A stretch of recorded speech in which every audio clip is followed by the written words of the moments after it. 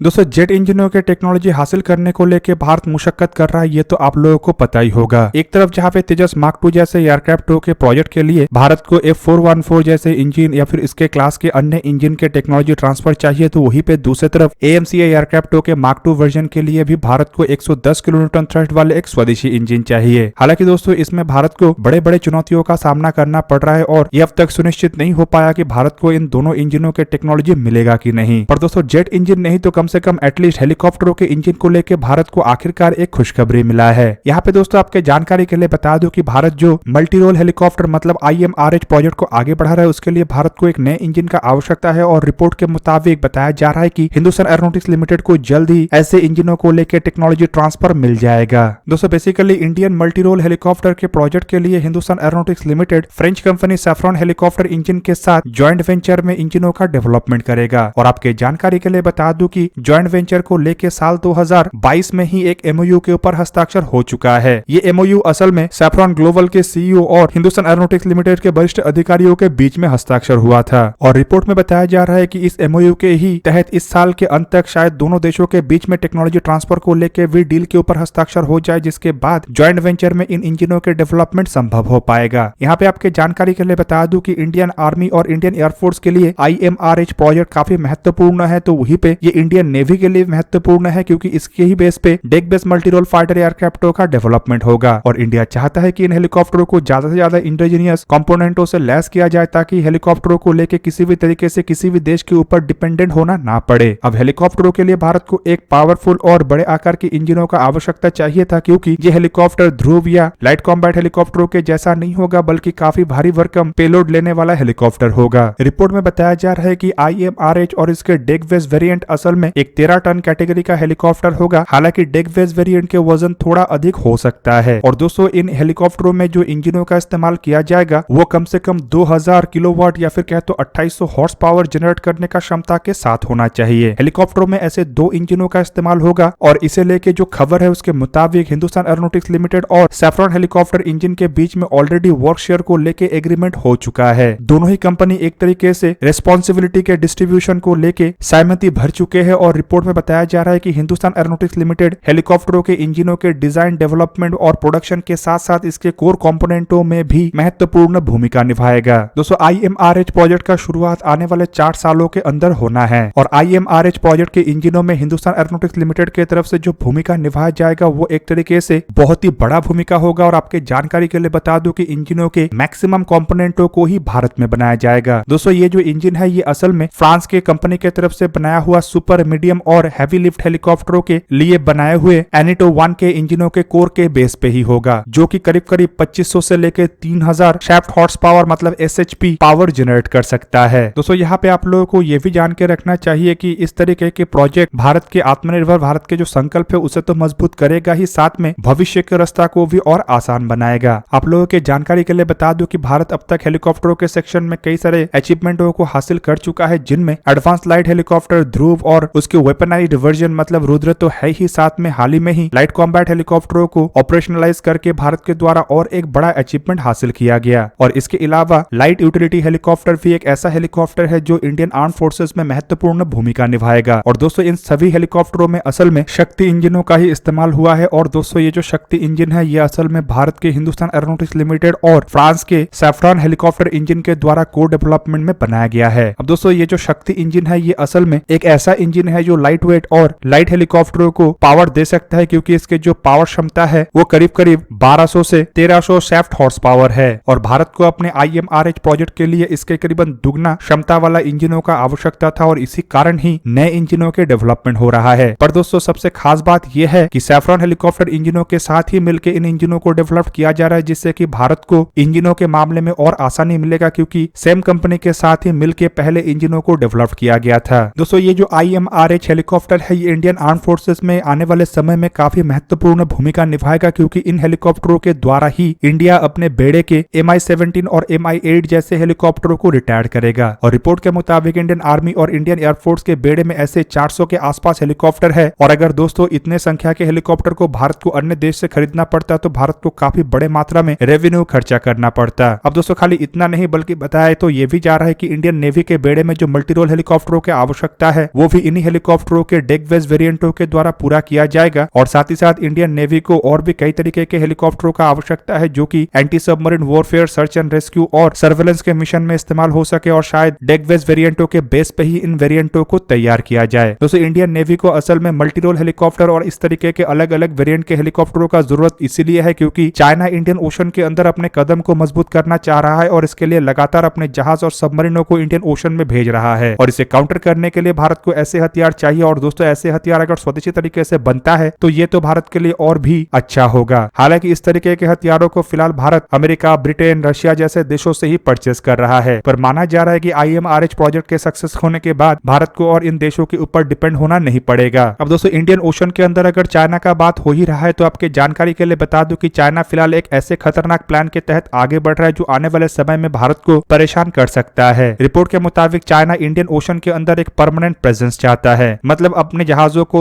साल के 365 दिन ही इंडियन ओशन के अंदर डिप्लॉय रखना चाहता है और इसके तहत ही चाइना एक नए प्लान के साथ आगे बढ़ रहा है। दोस्तों आप लोगों को पता होगा कि किस तरीके से चाइना अपने रिसर्च वेसल के नाम पे स्पाइंग शिप को इंडियन ओशन में भेज रहा है ताकि इंडिया के जानकारी को हासिल कर सके। तो वहीं पे दूसरी तरफ साल 2008 से चाइना के द्वारा एंटी पायरेसी मिशन के नाम पे लगातार इंडियन ओशन में अपने जहाजों को भेजा जाता है। अब दोस्तों साल 2008 से पहले एक तरीके से इंडियन ओशन के अंदर चाइना के किसी भी तरीके का प्रेजेंट नहीं था, लेकिन साल 2008 से साल 2023 के दरमियान चाइना इस तरीके से आगे बढ़ा है कि अब लगभग हर समय चाइना का एक या दो जहाज इंडियन ओशन में अवश्य प्रेजेंट रहता है। और बीते कुछ सालों में चाइना कुछ देशों को भी इस तरीके से अपने कर्ज के जाल में फंस चुका है कि वहां पे भी चाइना अपने जहाजों को डॉक कर सकता है, जैसे कि श्रीलंका, पाकिस्तान और जिबूटी में तो चाइना का एक एक्टिव बेस भी है जहां से चाइनीज नेवी ऑपरेट भी करता है। रिपोर्ट में तो ये भी दावा किया जा रहा है कि पाकिस्तान के बलूचिस्तान के तट पे जो ग्वादर पोर्ट है उसके ऊपर चाइना संपूर्ण रूप से अपना कंट्रोल हासिल कर चुका है और ग्वादर पोर्ट के नजदीक समुद्री क्षेत्र में चाइना के द्वारा मरीन बोयस को भी डिप्लॉय किया जा रहा है। और चाइना इस तरीके के बोयस के द्वारा असल में वाटर के जो प्रोफाइलिंग है वो कर रहा है ताकि और अतिरिक्त डेटा हासिल किया जा सके। अब चाइना इंडियन ओशन के भी अंडर वाटर सर्वेलेंस और अंडर वाटर मैपिंग के काम को अंजाम दे रहा है ताकि चाइना एक ऐसे अंडर वाटर मैप क्रिएट कर सके जिससे कि चाइना आसानी से इंडियन ओशन के अंदर अपने सबमरीनों को तेज रफ्तार में आगे बढ़ा सके। अब दोस्तों चाइना के ये जो हरकत है ये भारत के लिए भविष्य में चिंता का विषय बन सकता है, लेकिन चाइना की इन हरकतों को काउंटर अगर करना है तो भारत को एंटी सबमरीन वॉरफेयर और एंटी सरफेस वॉरफेयर एयरक्राफ्ट और हेलीकॉप्टरों को बड़े मात्रा में अपने बेड़े में शामिल करना पड़ेगा। और दूसरी तरफ अगर देखा जाए तो ऐसे एयरक्राफ्ट और हेलीकॉप्टरों के लिए अगर भारत अन्य देशों के ऊपर डिपेंडेंट रहता है तो यह भारत को उतना मदद नहीं कर सकता जितना मदद का आवश्यकता है। फिलहाल एंटी सबमरीन वॉरफेयर के लिए भारत के द्वारा अमेरिका से P-8I मैरीटाइम सर्वेलेंस एयरक्राफ्ट और MS-60R रोमियो हेलीकॉप्टरों को परचेज किया गया है, लेकिन संख्या को देखा जाए तो ये इतना अधिक नहीं है कि जिसे लेके हम कह सके कि संपूर्ण इंडियन ओशन के ऊपर भारत इसका इस्तेमाल कर सकेगा। और दोस्तों भारत के पास फिलहाल 12 P-8I एयरक्राफ्ट है, लेकिन यह पर्याप्त नहीं है और भारत को कम से कम और ऐसे 12 से 24 एयरक्राफ्टों का जरूरत है, जबकि दूसरी तरफ 24 MS-60R रोमियो हेलीकॉप्टरों को तो परचेज किया गया है, लेकिन भारत को इस तरीके के कम से कम 123 के आसपास हेलीकॉप्टरों का जरूरत है। फिलहाल दोस्तों भारत के पास जो ध्रुव हेलीकॉप्टर है उसे ऐसे एंटी सबमरीन वॉरफेयर हेलीकॉप्टरों में कन्वर्ट तो किया जा सकता है, लेकिन ये उतना उपयोगी नहीं होगा क्योंकि ये हल्के वजन कैटेगरी के हेलीकॉप्टर है। पर अगर IMRH के डेकवेज वेरिएंट बन जाता है तो इसे anti submarine warfare, anti surface warfare, search and rescue, reconnaissance, even एवैक्स जैसे एयरक्राफ्टों में भी कन्वर्ट किया जा सकता है और लगभग भारत के सभी फ्रंटलाइन वॉरशिपों के ऊपर डिप्लॉय किया जा सकता है। इवन कोस्टल लाइन में भी सर्वेलेंस और प्रोटेक्शन के लिए इस्तेमाल किया जा सकता है।